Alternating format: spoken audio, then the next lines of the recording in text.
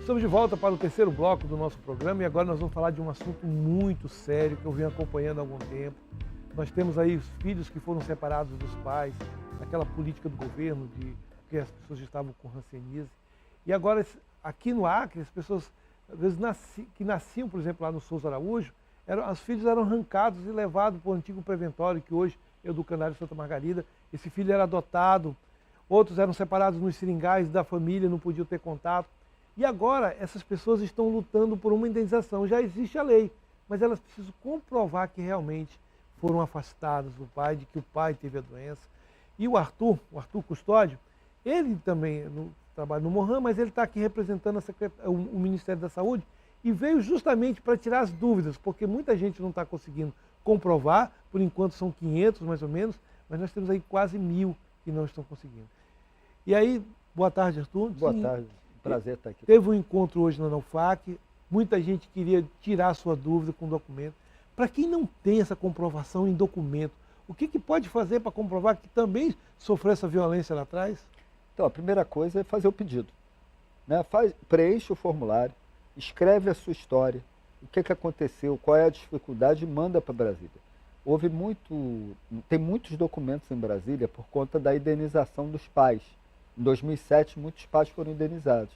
E também teve uma decisão judicial provocada pela Defensoria Pública da União do Maranhão, o defensor público Yuri, que fez com que ali em 2015, mais ou menos, um pouco mais, fosse feito todo um levantamento dos documentos dos filhos no país. E isso foi escaneado. Então tem muita coisa em Brasília. Então faz o pedido, manda para Brasília. E aí, quando chegar a hora do julgamento, se os relatores perceberem que faltam documentos e tal, tem uma dificuldade, eles vão dar algum caminho que pode ser ali, DNA com algum parente, levantamento de testemunhas. Então tem vários caminhos para provar. Cada caso é um caso, né, na verdade. Então, se você tiver já o pai ou a mãe que teve num desses hospitais, no hospital, tem um de Cruzeiro também aqui, você já consegue comprovar que o seu pai esteve no hospital, né? Isso já é um caminho. E dependendo do ano que você nasceu, acho que comprova, né, o ano que ele foi. Então, assim, você tem que juntar as pontas. Exatamente, exatamente. Tem situações que, assim, olha, eu nasci na década de 60 e meu pai estava na colônia, está aqui a comprovação. Na década de 60, todo mundo era retirado dos pais. Então, não preciso ter muita prova. Entendi. Depois vai começando a complicar, né? Então, ali, na década de 70, ali, mais aqui no Acre, ali por 78, começou a diminuir o isolamento, a separação. Aí começa o nível de exigência de documentos de comprovação acaba sendo um pouco maior. A gente não pode errar. Na verdade, a gente está falando de um orçamento público ali da ordem de 42 milhões de reais mês. Isso dá R$500 bilhão ano. Então, se eu erro, né, se eu dou o direito para alguém que não tem, eu coloco eu posso colocar em risco todas as outras pessoas que têm direito. Né? Daí para tudo e tal, e a gente não quer que isso pare, então tem que ser muito certo. E por outro lado, se o nível de exigência for tão alto que inviabilize o acesso ao direito, também é ruim. É o que você acabou de falar. Novamente, né? Vira uma segunda injustiça, vira um segundo crime. Né? Eu fiz o crime de ter separado, depois eu faço o crime de não ter acesso à indenização. Então a gente tem que ser muito cuidadoso. Eu fiz essa pergunta hoje pela manhã para você e volto a perguntar novamente. Será que vai ter pessoas que vão precisar judicializar esse caso? Eu acho que sim, mas sempre a judicialização é a última saída. Então esgota a parte administrativa, entra com o pedido já, porque quando você entra com o pedido já está lá registrado e já vai contando o que a gente chama de o que vai acumulando de dinheiro, né, o retroativo. Quando sair lá adiante, se você deu entrada em janeiro, o retroativo é janeiro de 2025. Se você deu entrada em fevereiro, o retroativo é fevereiro. Então, quanto mais cedo você der entrada, melhor. E aí deixa a comissão trabalhar e dizer o que é necessário. E, em último caso, então, a judicialização. Quando é que judicializo? Quando eu não estou conseguindo levantar nada do que está sendo exigido. Tudo que tinha Ou quando chega uma hora que eu fui negado e eu tenho certeza que eu tenho direito e eu fui negado, aí eu judicializo. Arthur, agora é bom lembrar, o Elson, que é o coordenador do Mohan aqui no Acre, ele estava me lembrando um fato e eu entrevistei uma família que era assim. A pessoa estava no Souza Araújo, saiu, montou uma família, aquele filho ali já não tem mais direito, né? Porque às vezes alguns filhos estão achando que ele montou uma família e passou a viver com a família. Não é o caso da separação lá atrás, né? Exatamente, exatamente. Quais são os critérios, né?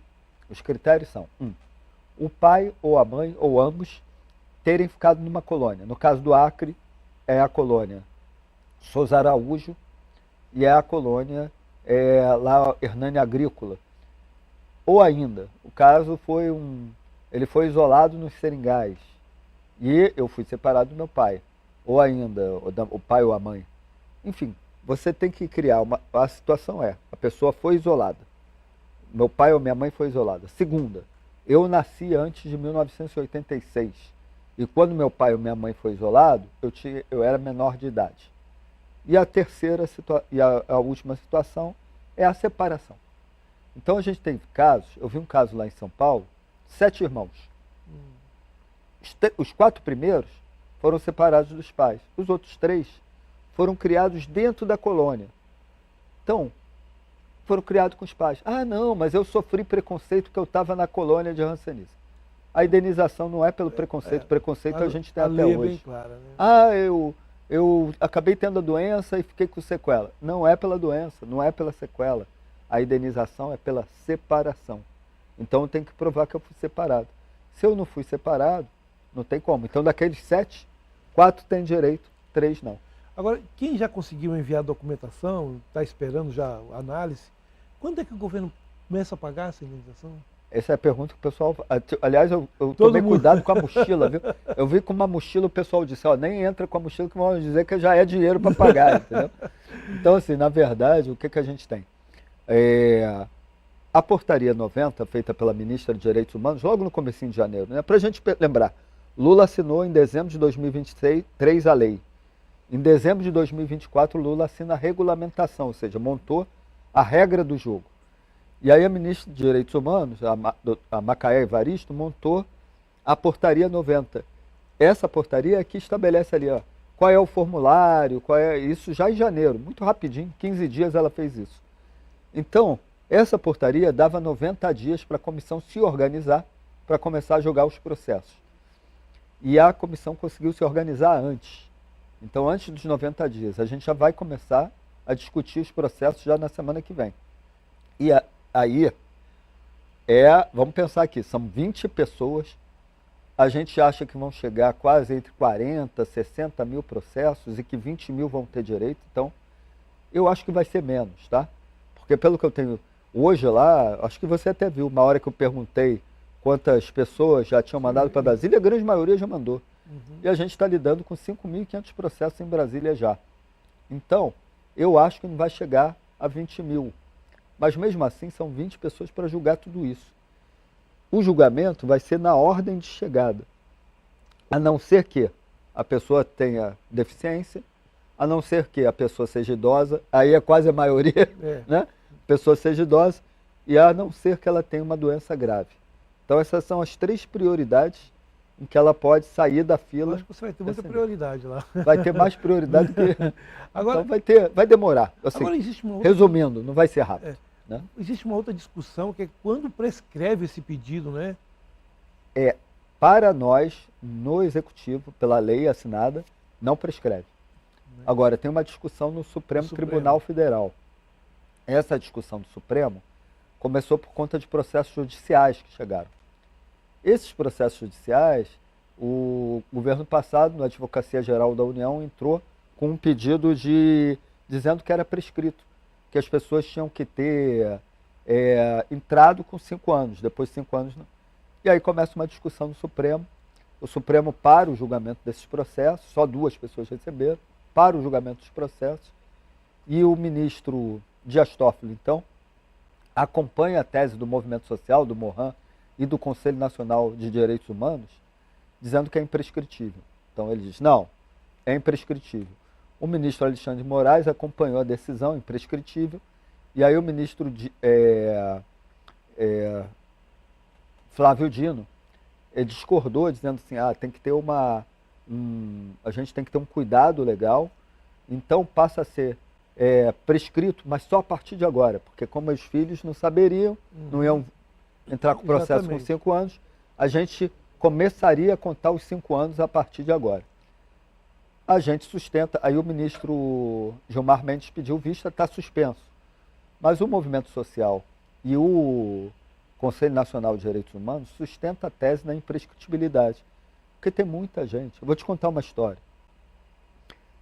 No outro dia eu recebi um telefonema de uma pessoa que é trabalhador do Ministério da Saúde comigo. E que ele disse assim: Arthur, minha mãe morreu semana passada, sinto muito e tal. Mas ela, quando ela estava para morrer, ela me chamou para dizer assim: olha, você é adotado e eu te adotei da colônia. Essa pessoa tem mais de 60 anos. Ela tem mais de 60 anos. Então ela só descobriu agora, com mais de 60 anos de idade, que ela era filha separada do Amazonas. Ele é lá de Manaus. Então, muita gente não sabe que é filho. Muitos crimes foram cometidos. Muitas pessoas foram tiradas desse país. Né? Lá no Pará tinha uma saída, tinha um fluxo de filhos que eram adotados na Holanda. No Maranhão, um fluxo de filhos para serem adotados no Canadá. No Acre teve esse fluxo? A gente até hoje não descobriu. Mas existe muitos que desapareceram, que foram adotados. Então, a criança branca, que também tinha um racismo, né? Então, claro. Criança branca... Até hoje. Criança branca recebia instrução e sumia, desaparecia. Desaparecia e falava para os pais: seu filho morreu, sem dar atestado de óbito, sem ter lugar onde enterrou. Essa criança ou foi dada ou foi vendida. Porque nós temos uma pessoa que até hoje conta a história de quando nascia no Hospital Souza Araújo, botava numa caixinha e ela trazia. Pelo meio do mato, trazia até onde fica o educandário, que é o preventório. Era assim. E eles que algumas morreram no caminho. Então, as outras ele só deixava lá, ninguém sabe onde foi parar. Então, essas histórias a gente está revisitando. Né? Na verdade, essa é uma política de direitos humanos. É reconhecer que o Estado brasileiro cometeu um crime. E a gente precisa a indenização, uma parte da reparação. Ela não vai nunca, por maior que seja o dinheiro, cumprir o buraco que foi deixado e o prejuízo que foi deixado. Tem gente que chora quando conta a história. Isso é só o pedido de desculpas. Eu não fiz uma pergunta clássica que eu costumo fazer, porque hoje tinha muita gente, a gente estava muito ansiosos, mas uma pergunta clássica que eu costumo fazer é: quem tem medo escuro? Aí você vê pessoas de 60, 70 anos levantando o braço que tem medo escuro. E tem medo escuro porque era colocada no quartinho escuro do educandário, de castigo, porque estava chorando com saudade da mãe, porque desobedeceu, porque fez alguma arte de criança, que fez xixi na cama. Então essas pessoas têm medo escuro. Isso era tortura. Entrevistei um senhor lá que a mãe dele foi levada para o educandário aqui, ele tinha 7 anos, ficou 10 anos lá. Aí ele fugiu do educandário, foi viver nas ruas. Quer dizer, se você for puxar essa linha, essa ponta de histórias, você passa... A gente tem uma liderança de movimentos de população em situação de rua, que é a de São Paulo, que está até aqui morando no Acre, e que ele conta histórias impressionantes. É isso. Chegava aos 18 anos também, fora os que fugiram, também uma liderança do Mohan lá no Pará também tem a mesma história, fugiu, foi morar na rua. Mas fora isso, você tem também, aos 18 anos de idade, eles eram postos para a rua, né, do educandário. Arthur, infelizmente nosso tempo acabou. Eu ia falar sobre outros assuntos, sobre o atual problema da hanseníase, mas de qualquer maneira, obrigado por você ter vindo e torcer para que essas famílias possam seguir um caminho que elas comprovem e recebam essa indenização, né? Não, é verdade. Estava tão bom a conversa que fluiu rápido. Né? Exatamente. Mas assim, a luta nossa também é para que as pessoas recebam o mais rápido possível, que elas tenham esse direito, porque a gente não repita esse crime cometido com essas pessoas com outras políticas de saúde. E a gente fica à disposição para discutir também o enfrentamento da hanseníase. O Brasil aí é o primeiro lugar do mundo em incidência, e a gente precisa também acabar com essa doença. Muito obrigado, viu? Obrigado, boa tarde. Você também que ficou aí nos assistindo, muito obrigado, viu? Obrigado ao nosso patrocinador Verágua. E amanhã o Gazeta Entrevista está de volta nesse mesmo horário, com entrevistas importantes e interessantes. Fica com Deus, viu?